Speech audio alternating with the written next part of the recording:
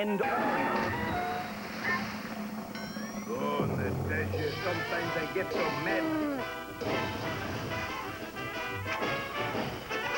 But in the paper, it must be true.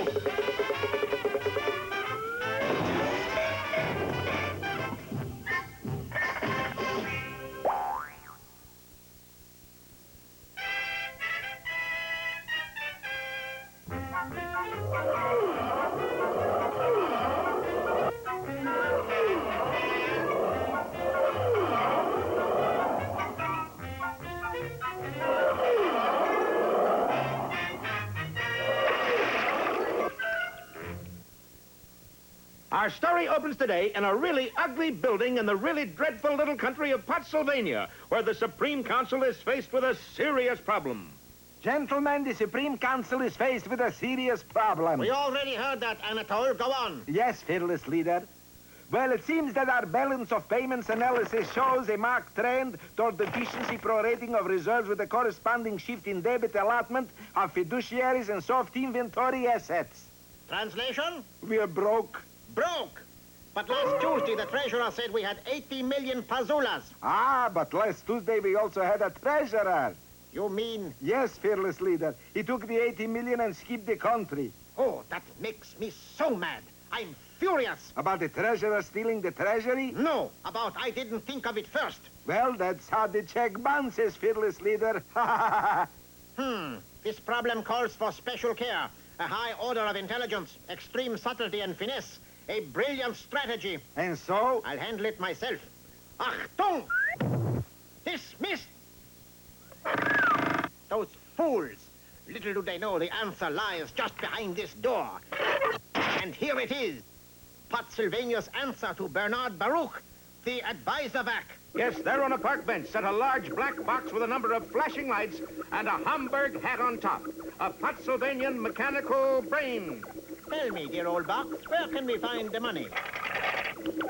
The machine whirred and clicked and suddenly deposited a small slip of paper in Fearless Leader's hand. The United States? But how do we get it? Moosylvania, of course. Oh, Advisor Vac, what would I do without you? Drop dead? And in a little while, Fearless Leader was closeted with that double-dyed villain, that prince of no-goods, that Schlemiel. Say the name. Boris Badenov. Badenov, you know why I've called you in on this job? Because I'm trustworthy, loyal, brave, and efficient. No, because you work cheap. That too. Badenov, do you know anything about Moosylvania? Sure. My uncle came down with a bad case from it just last year. No, you nitwit. Moosylvania is a spot on the globe. That's what my uncle came down with, spots on the globe. Badenov, I want you to watch this television program featuring the moose and the squirrel. What I do? I didn't do nothing. What I do? Quiet! And here on the soggy shores of Moosylvania, we find our heroes Rocky the Flying Squirrel and Bullwinkle Moose. Boy, what a terrible place. Only too true. Moosylvania is the wettest, soggiest, dreariest place on earth. You forgot useless. Useless, too. Situated directly between the United States and Canada, Moosylvania has the distinction of being constantly fought over by both countries. The U.S. insists it's part of Canada, and Canada insists it's part of the U.S. Well, why do we come here on our vacation? Because after 2 weeks in Moosylvania, any place else in the world seems like heaven. Well, how does Fearless Leader plan to use Moosylvania to get money from the United States? And how does Boris fit into all this? And what will Advisovac say next? Oh, stop asking questions, loudmouth. The episode's over. Gee, so it is.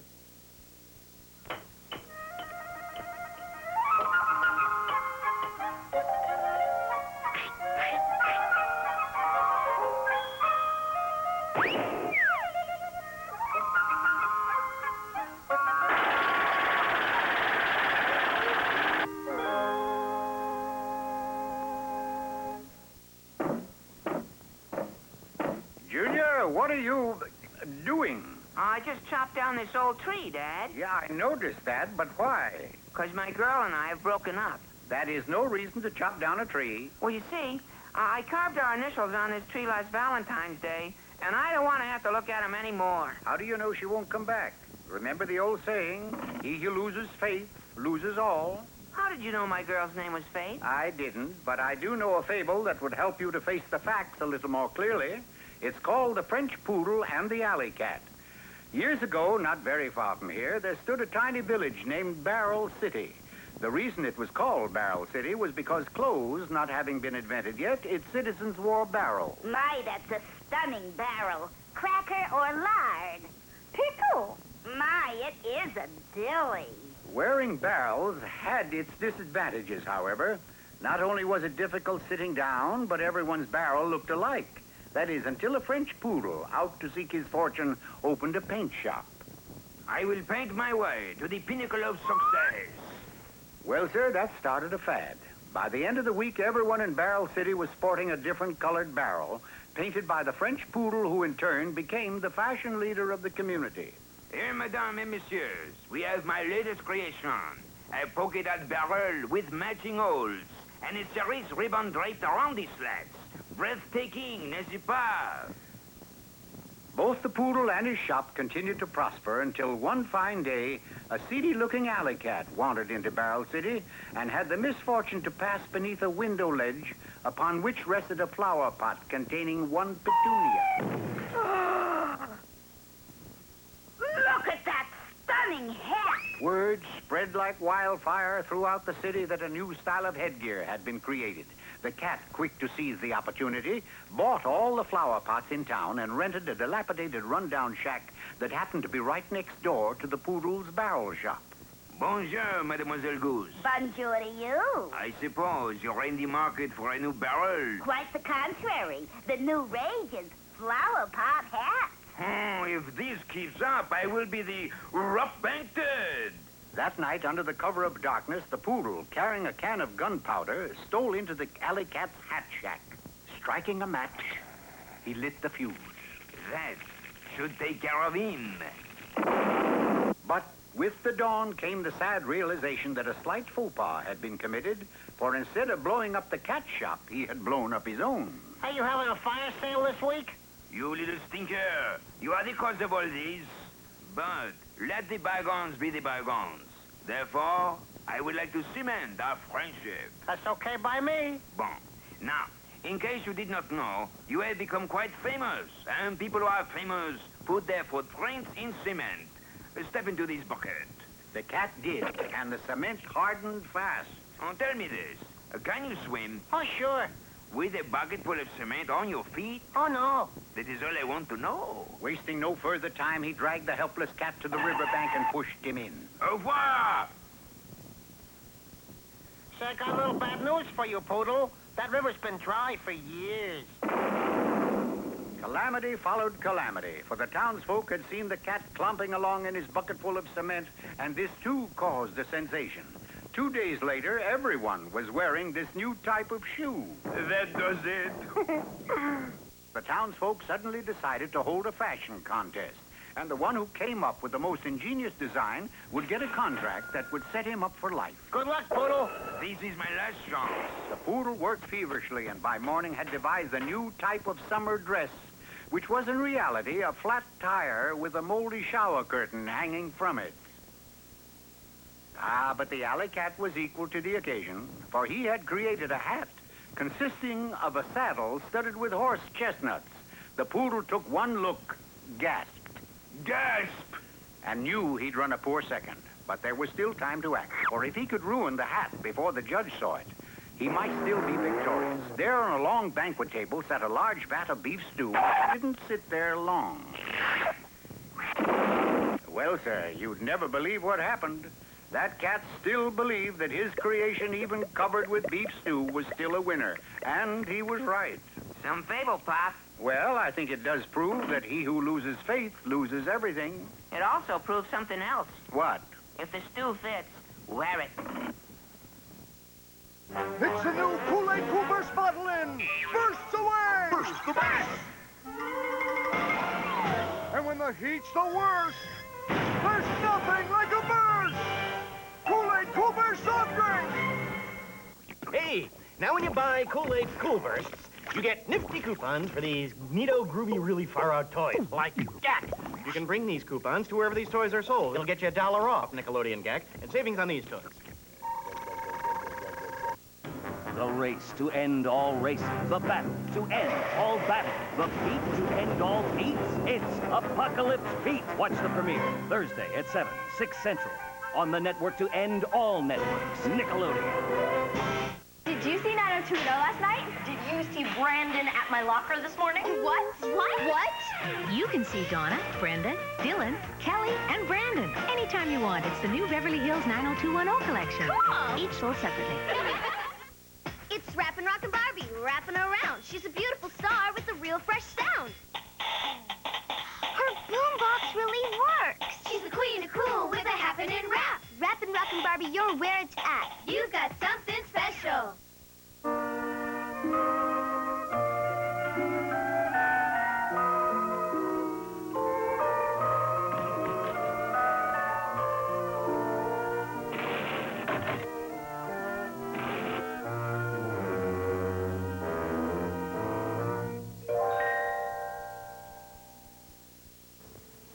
There once lived an old man who had nothing to do. It wasn't that he was a loafer, for he had a job at which he had worked for years. He was a clockmaker. The trouble was that clocks hadn't been invented yet. Therefore, none of the clever little clocks that he had made worked. And making clocks that don't work is really nothing to do. Oh, he was very lonely. But one day something happened that was to change all this. He was in the woods gathering nuts for the winter when he chanced to see a box partially hidden behind a large tree. A box. I will take it home and make a clock that doesn't work out of it. But as he came around the tree, he suddenly stopped short. His eyes widened with surprise. The box had something in it. Who are you? I'm a baby who's been left here in the woods by my wicked stepmother. Baby? How old are you? 16. That's pretty old to be a baby. But the old man's heart went out to the young girl. He picked up the box and carried her home to raise as his own daughter. No longer lonely, the old man was happy for the first time in years. Oh, Cutie Lou. He called her Cutie Lou, which was kind of cute. Cutie Lou, it was exactly 1 year ago today that I found you in that box. Yes, and you made a beautiful clock that doesn't work out of it. This is your birthday, and I'm going out to find you a gift. Bidding the girl farewell, the old man set off into the forest. He traveled deep into the wilderness and soon came to a soft wooded glade. There, he found some beautiful flowers of solid gold. Ah, these cute golden flowers will be just the thing for Cutie's cute little hair. He'd only picked one of the tiny flowers when, with a mighty roar, a great beast suddenly jumped from a nearby thicket. Roar! You are picking my flowers. For that, I'm going to eat you. But I only picked one. So? I'll only eat you once. Oh, terrified beyond words, the old man pleaded for his life. Please chase me. Claw me up a little bit where the scars won't show, but don't eat me. Cease! Your cries for mercy fall on deaf ears. I'll give you a present. How about a clock that doesn't work? What else have you got? Nothing. The only thing I value in my life is my cute little daughter. This caused the beast to stop and think, for he was unhappy as beasts go. And the fact that the old man had a cutie for a daughter brought a plan to his mind. Listen, terrified old man. I'll tell you what I'm going to do for you. A short time later, the beast gave the old man his freedom, and he wasted no time in racing for home. When he arrived, his daughter met him at the door. Father, you're home. Do you have a surprise for me? I sure do. What is it? I gave you to a beast. I see ya. Wait, where are you going? To find a box. I'm going out in the woods and abandon myself again. But the old man quickly explained that the situation was not quite as bad as it looked. It seemed that the beast didn't really believe that he was a beast at all. He had heard a story about another beast who, when kissed by a beauty, was changed into a handsome prince who had been bewitched. And so the beast figures that if it worked with a beauty, it ought to work with a cutie. Logical? Could be. If he's really a handsome prince, we could get married and live happily ever after. In a castle yet. I'll do it. And following the old man's directions, Cutie soon found the forest glade where she found the beast anxiously waiting. Ah, fair cutie. I thought you'd never get here. Sheesh. It's hard to believe that somewhere under all that hair there's a handsome prince. Well, let's get it over with. Going to the beast, Cutie kissed him on the cheek to break the spell. Now, that's strange. I don't hear bells or nothing like that. How do I look? Oh, horrible. Nothing happened. Maybe I kissed the wrong cheek. And turning to the other cheek, Cutie tried again. Something? Nothing. I can't understand it. The kiss should have worked. Oh, it's no use. If you're ever going to change back into a prince, we're going to have some help. And going into the kingdom, Cutie took the beast to a wise man. Now, just how long have you had this feeling that you're a bewitched beast? Well, it started when I was a little monster, only about 5 years old. Then, 7 hours later... Madam, I wish to announce that he is cured. You mean he's a handsome prince now? No, but he thinks he is. That's fair, maiden. It is I, Prince Charming. Oh, knock it off. I wanted you to be a prince so we could live happily ever after. Me too. But I do want to thank you for all your trouble. Farewell. And with that, the beast kissed her hand. And, in a blinding flash, Cutie turned into a beast. Well, how do you like that? I'm the one who was bewitched. I was a girl beast all the time. And so, as usually is the case, it was a happy ending. They were married, and as far as anyone knows, are still living a beastly happy existence to this very day.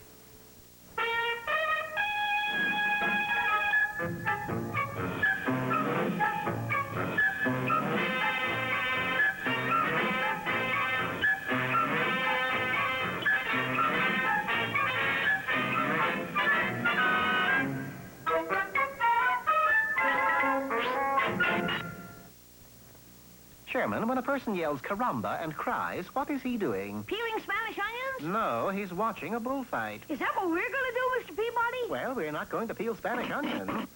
Following my instructions, Sherman set the Wayback Machine for Cadiz, Spain in the year 1833. Before you could say, ole, we were sitting inside a huge arena. Here comes the matador, Mr. Peabody. And out strode a handsome fellow bedecked in traditional bullfighting garb. A roar went up from the vast throng as a gate at the far end of the arena swung open, and out trotted a ferocious-looking bull. Dog. That's not a bull. We watched in utter dismay as the matador took a stick, threw it, and the bulldog retrieved it. This went on for an hour and a half, and then Sherman brought something to my attention. You're asleep, Mr. Peabody. Yes, so was the crowd in the arena. Leaving our seats, we quickly cornered the manager of the establishment. So, senor, you don't think fetching the stick should be Spain's national sport? I think bullfighting would be far more colorful. That's true, but there is only one bull in this neck of the woods, and he won't come near this arena. Lend me the services of your bravest matador, and we'll bring him back. Well, his bravest matador turned out to be one Porfirio Garbanza. You leave it to me, senor. I will catch that bull. With a butterfly net? We left the net behind and should have done the same thing with Porfirio, for just on the outskirts of Cadiz... There's the bull, Mr. Peabody, standing in the road. And one, I might add, who has his dander up. Then I will let his dandruff down. Before I could stop him, Porfirio, or Porfirio, which I somehow prefer, approached the creature and told him off. Senor Bull, it is for you to come into the arena and make with the bull fight. Now, the bull was in a bad humor as it was, but when Porfirio chose that moment to pull out his red hanky... The bull sped off into the distance. We turned to Porfirio. There's some bull thrower, eh? Now we've got an even longer way to bring him back. 40 miles from Cadiz, we spotted our quarry standing in the meadow. This time I get him for sure. Yes, but this time keep the hanky in your trousers, please. And use subterfuge. Reason with him. Pretend he's your best friend. Hello, Bull. Where's the 2 pesos you owe me?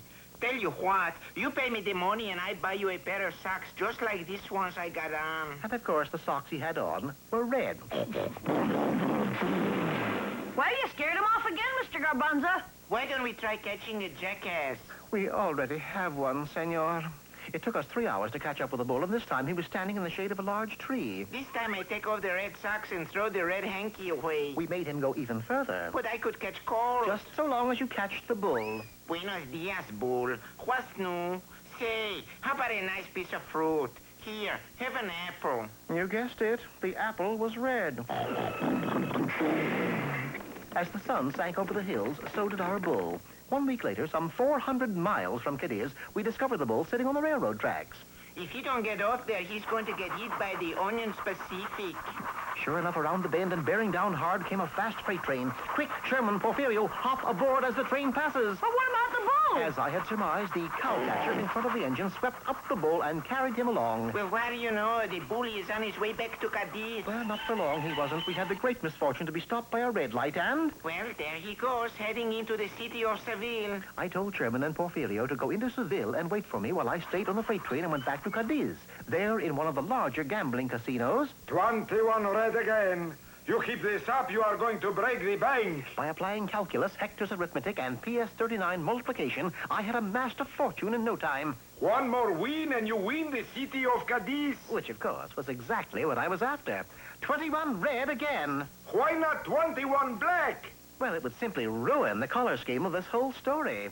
Needless to say, 21 red came up and I owned the city. Well, Senor Peabody, now that you own my Jarena, what are you going to do with it? I'll give everything back to the city and your arena back to you if you move it to Seville. You got a deal. And thus, instead of the bull coming to the arena came to the bull. Spain, and Seville in particular, had its first bullfight. Oh, my gosh, Mr. Peabody, look, that matador in the arena. It's a lady. Yes, her name is Barbara. Not only the first female bullfighter, but the best of them all. I never heard of her.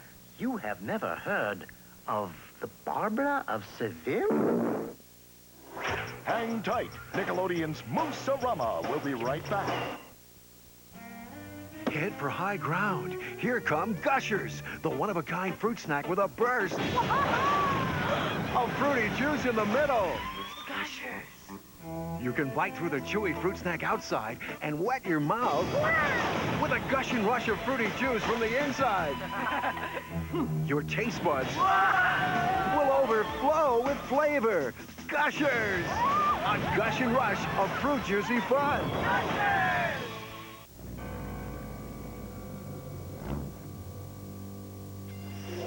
Get ready for motorcycles. They're not motorcycles. But motorcycles aren't like any bikes you've ever seen.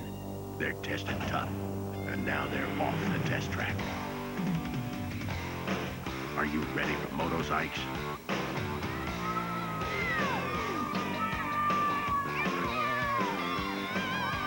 One wild ride.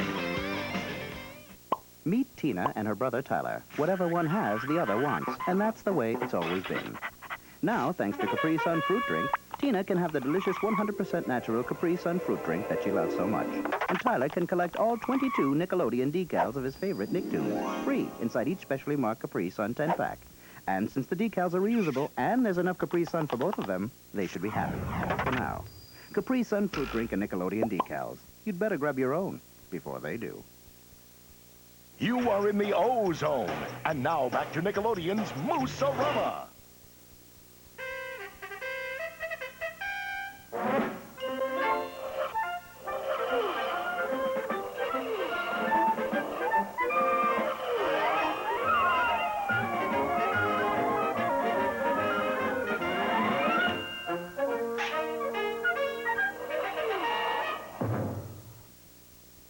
Last time, you remember, the advisor back told fearless leader that he could replenish the Potsylvanian treasury by getting money from the United States. And how? The magic word was Moosylvania.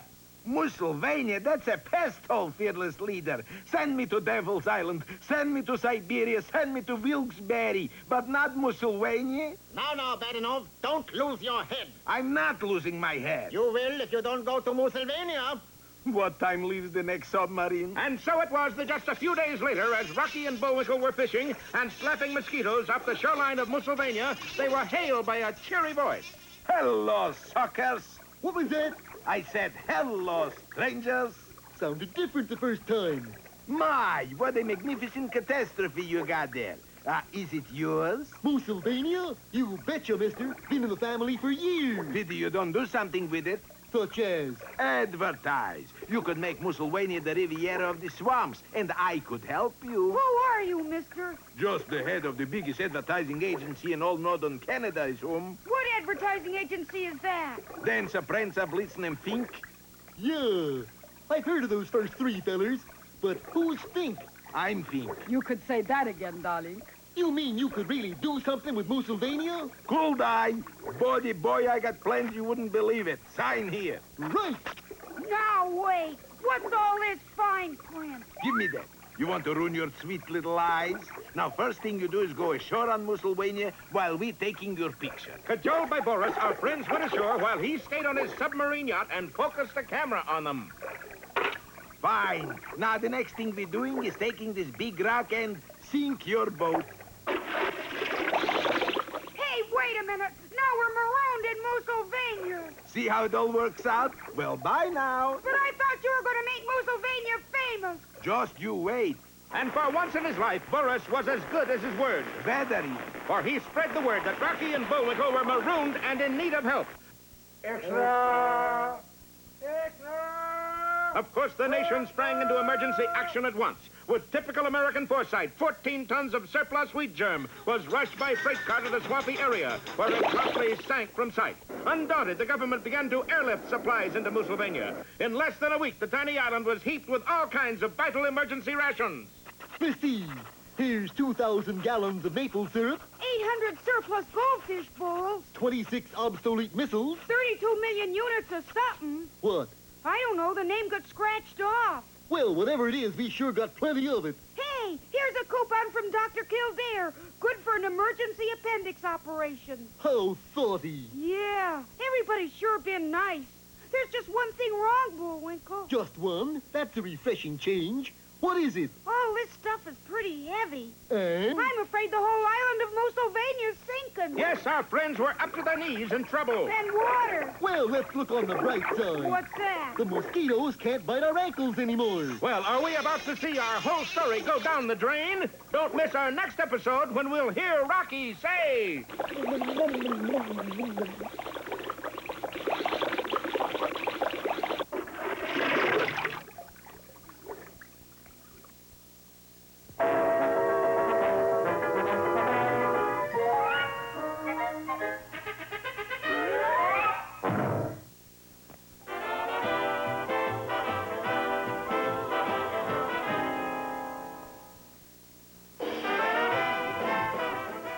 And now Maxwell Smart on the importance of safety. Just what is it you want me to say? Say how sometimes it's safer to be chicken. Well, I'm not a chicken. I'm a secret agent. Right. Get Smart is next on Nick at Night. Stay tuned.